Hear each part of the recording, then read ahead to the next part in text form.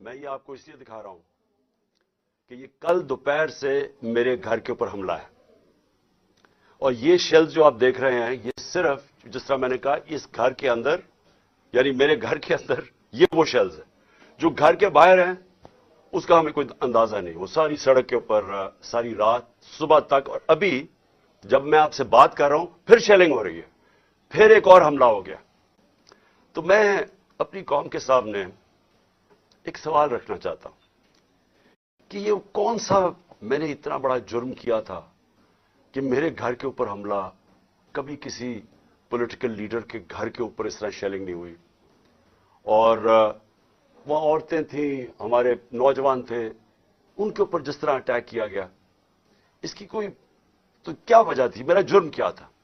جرم یہ تھا، ذرا میں آپ چاہتا ہوں غور سے سنیں میرا جرم کیا تھا. ایک کیس لگا ہوتا ہے توشہ خانہ کا، جو توشہ خانہ کا کیس میرے اوپر ایک الزام لگایا گیا،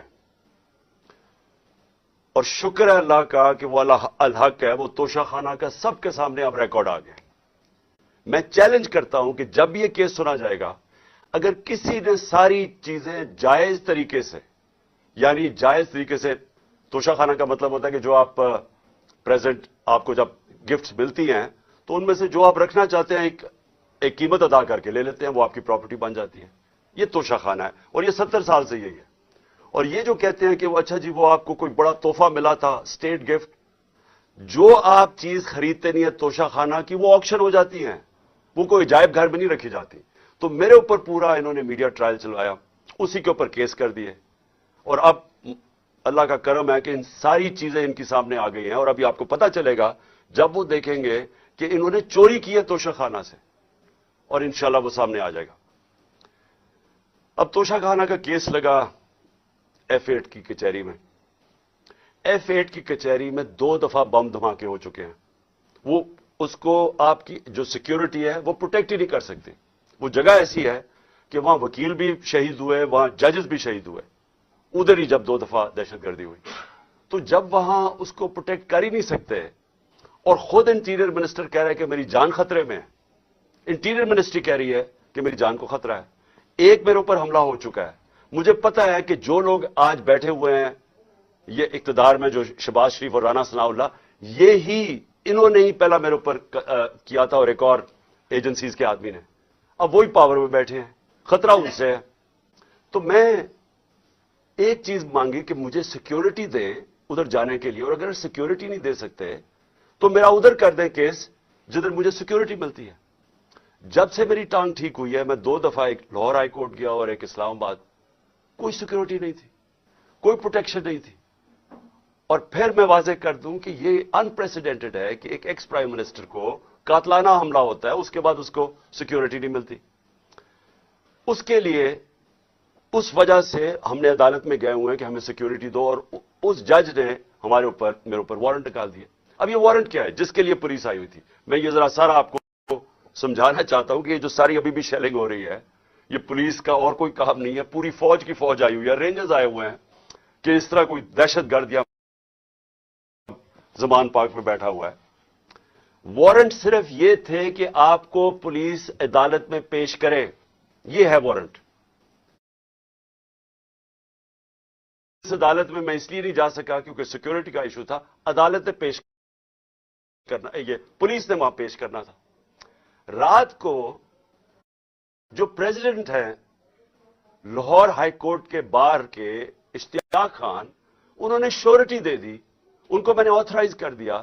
انہوں نے شورٹی دی کہ وہ جو میرا اپیرنس ہے ہائی کورٹ میں وہ گارنٹی کرتے ہیں. 18 کو انہوں نے شورٹی دے دی میں ہائی کورٹ میں پریزنٹ ہوں گا.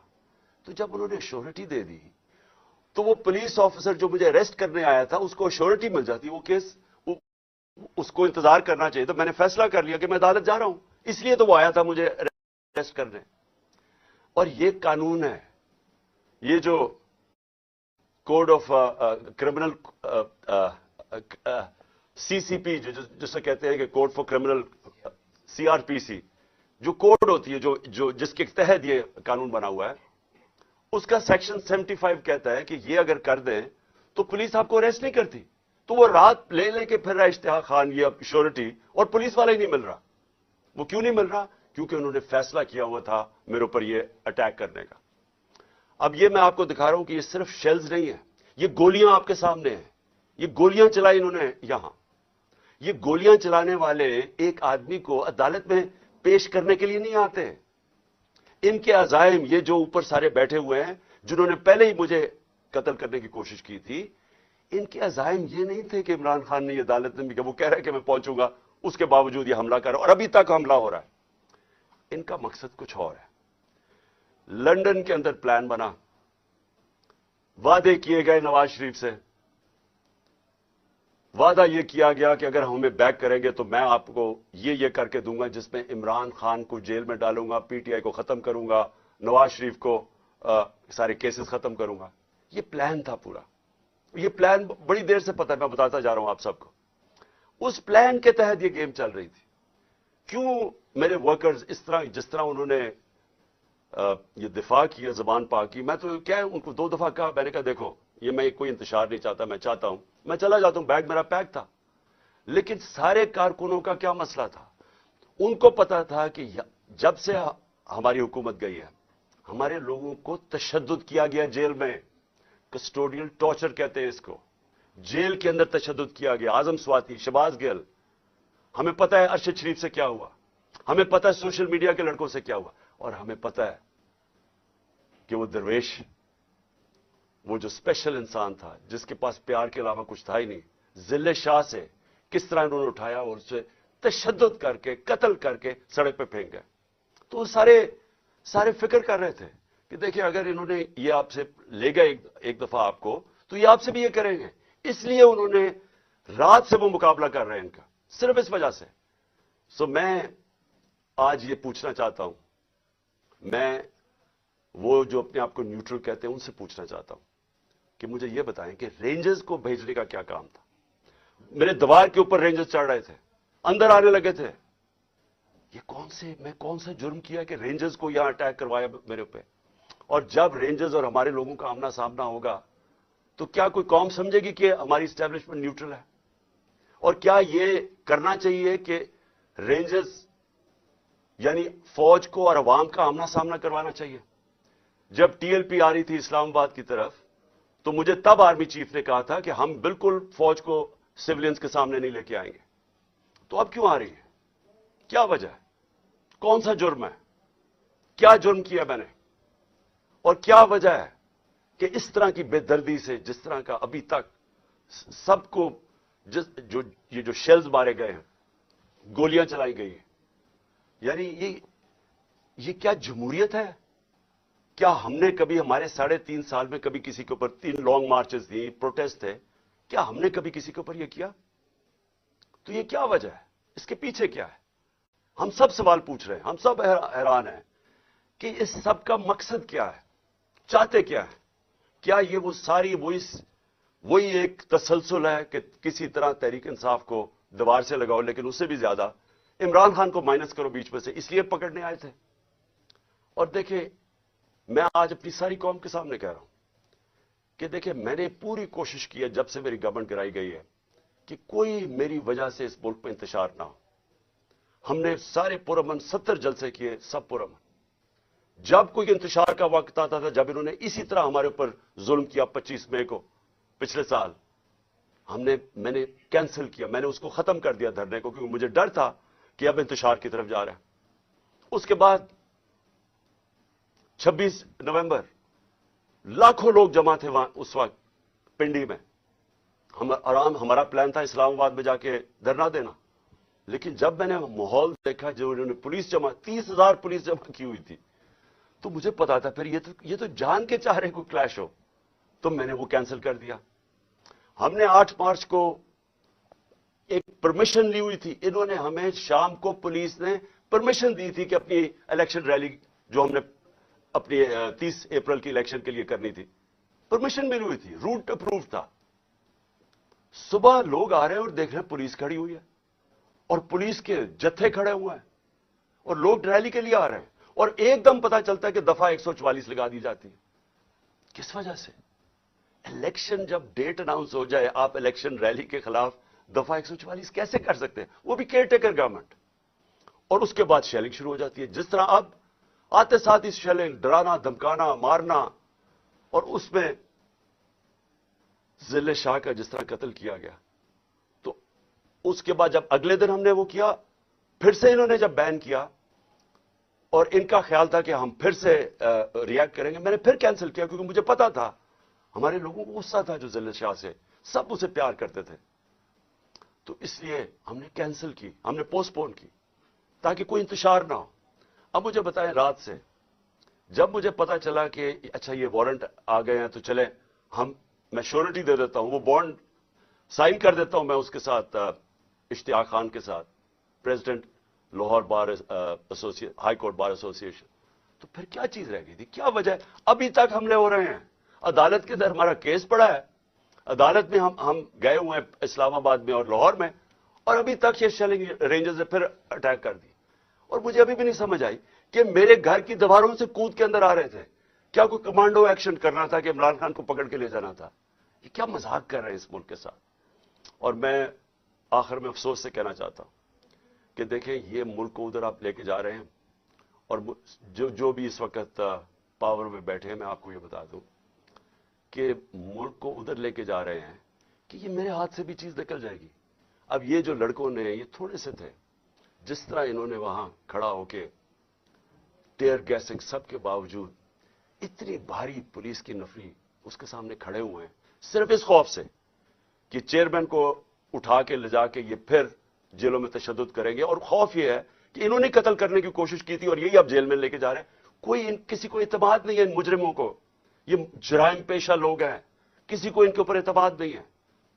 तो मैं सवाल ये पूछता हूं कि जो इस वक्त इख्तियार में बैठे हैं, जो पावर में हैं, जो पावर कंट्रोल करते हैं पाकिस्तान की, और वो ये नहीं है ये जो राना सनाउल्लाह और ये जो शहबाज शरीफ है जिनके पास पावर है, क्या कोई फिक्र है आपको पाकिस्तान की? क्या आपको फिक्र है कि ये मुल्क जा किधर रहा है? क्या आपको फिक्र है कि मैं, अगर आप जब भी मुझे पकड़ लेंगे क्या होगा? जेल में चला जाऊंगा, जिंदगी मौत अल्लाह के हाथ में है, इज्जत जिल्लत उसके हाथ में है, क्या कर लेंगे आप? और ज्यादा पार्टी ताकत में आएगी, लेकिन उसका जो नतीजे में रद्द अमल आएगा, वो क्या फायदा होगा पाकिस्तान को? किसको नुकसान होगा? जिस मुल्क की माइशत अभी बैठ चुकी है, भी बेकारों की तरह पैसे मांगते फिर रहे हैं, मुल्क सुकड़ता जा रहा है, महंगाई आसमानों पे है, महंगाई ऐसी महंगाई पाकिस्तान की तारीफ में नहीं आई, तनख्वाहदार तबका पिस गया। बेचारों के पास इस वक्त हालात ये हैं कि उनका 2 हफ्ते के अंदर उनके पास तनख्वाहें खत्म हो जाती हैं। उस माहौल के अंदर इंतशार फैलाना, क्या ये कोई पाकिस्तानी सोच रखे है? ये तो कोई दुश्मन ऐसे करे मुल्क के साथ, तो ये हमारे हाथ से गेम निकल जाएगी। ये जो हरकतें हो रही हैं, ये मेरी, अब ये जो बाहर लड़के हैं ये मेरी नहीं सुन रहे। जब उनके ऊपर ये इंतशार हो रहा है और ये जो शेलिंग हो रही है, वो मेरी नहीं अब बात सुनते। वो अब मेरा कोई कंट्रोल उनके ऊपर नहीं है। और जिस तरह की अब बमबारी और ये सबके हाथ से निकल जाएगा। इसलिए मैं कहना चाहता हूं अपनी अदलिया से सबसे पहले कि देखिए, उम्मीद सिर्फ अब हमें आप पे रह गई है। ये जुराइम पेशा लोग जो गवर्नमेंट में बैठे हैं, ये तो कोशिश कर रहे हैं कि 80 केसेस कर दिए हैं, ये तो केसेस बढ़ते जाएंगे। ये तो कोई कभी एक अदालत कभी दूसरी अदालत, इनकी तो कोशिश है कि मैं इलेक्शन ना लड़ूं, या मैं किसी जेल में चला जाऊं, और या सारा वक्त उलझा रहा हूं केसेस में कि कभी एक वारंट निकल रहा है। तो हमें तो सिर्फ उम्मीद अदलिया से है, और दूसरी हम उम्मीद लगा रहे हैं अपनी जो इस्टेब्लिशमेंट है इस मुल्क की, कि क्या आपका इंटरेस्ट पाकिस्तान में है या नहीं है। तो ये जो तमाशा हो रहा है, इसको बंद करें, मुल्क का सोचें। ये जो भी प्लान है लंदन का, इसके ऊपर ना काम करें। ये मुल्क तबाही की तरफ जा रहा है। और मेरी अपील है आप सबसे कि अब इस मुल्क का सोचें आप, जिनका जीना मरना इस मुल्क में है। हमारे तो कोई बाहर नहीं जाना, मैं तो कोई लंदन नहीं जा रहा, जिस तरह ये सारा टब्बर उठ के चला जाता है, या दूसरा उठ के वो बाहर चला जाता है। इनकी तो बाहर प्रॉपर्टीज और डॉलर है, हमारा तो जीना मरना यहां है। तो मेरा अकेले को फिक्र नहीं करना चाहिए, हर उस पाकिस्तानी को इस मुल्क का सोचना चाहिए जो उठ के लंदन नहीं चला जाएगा, जिसके बाहर डॉलर्स नहीं पड़े हुए। उन सबको सोचना चाहिए कि मुल्क जा किस तरफ रहा है। और अपनी अवाम को आखिर में मैं आपको कहना चाहता हूं, मैं फिर से आपको कहना चाहता हूं, मैं पकड़ा जाऊं, जेल में भी चला जाऊं, جو بھی مجھے ہو جائے، آپ نے یہ جو حقیقی آزادی کی ہماری تحریک ہے، آپ نے سب نے اس میں شرکت کرنی ہے، کیونکہ غلام قوم کا کوئی مستقبل نہیں ہوتا۔ یہ جو ایک چھوٹا سا طبقہ اوپر حاوی ہوا ہے، قانون کے وہ اوپر بیٹھا ہے، ہر قسم کا ظلم کرتا ہے لوگوں پہ، خوف کے اوپر ملک چلاتا ہے، سارے ملک کے وسائل کے اوپر قبضہ کر کے بیٹھا ہوا ہے، یہاں سے پیسہ چوری کرتا ہے، ہنڈی والے سے باہر بھجوا دیتا ہے، ملک کا ساری چوری کا پیسہ آج ان کے بڑے بڑے بینک اکاؤنٹس اور لنڈن اور باہر مغربی کیپٹلز میں ان کا پیسہ پڑا ہے۔ صرف دبئی کے اندر 20,000 پاکستانیوں نے، یہ ابھی بلومبرگ کی رپورٹ ہے، 20,000 پاکستانیوں کا دبئی میں $10.4 ارب پڑا ہوا ہے۔ تو ملک کیسے آگے جا سکتا ہے اگر یہ ان لوگوں کے ہاتھ میں ملک رہے گا؟ اس لیے میں قوم کو آج کہہ رہا ہوں کہ آپ نے پوری طرح اس حقیقی آزادی کی جہاد میں شرکت کرنی ہے۔